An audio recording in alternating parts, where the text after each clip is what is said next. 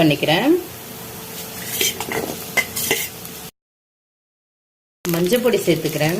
தேவையான அளவு உப்பு சேர்த்துக்கலாம். நல்லா கலக்கி விட்டுக்கோங்க. லோ ஃப்ளேம்ல வச்சு நான் மூடி வச்சிடுறேன். அதுக்குள்ள அந்த மசாலா பொடியை அரைச்சிட்டு வந்துடுறேன். ஓப்பன் பண்ணி பார்க்கலாம். பரவாயில்ல, வெந்துடுச்சு. இன்னும் 2 மினிட்ஸ் ஆகட்டும், இன்னும் வேகட்டும். இப்போது இந்த மசாலா பவுடர் ஆட் பண்ணிக்கிறேன்.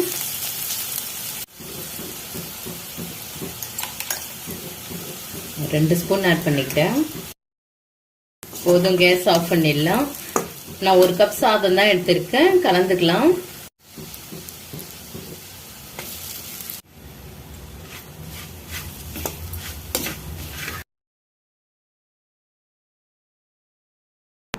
பாருங்க, சாதம் கலந்துட்டேன்.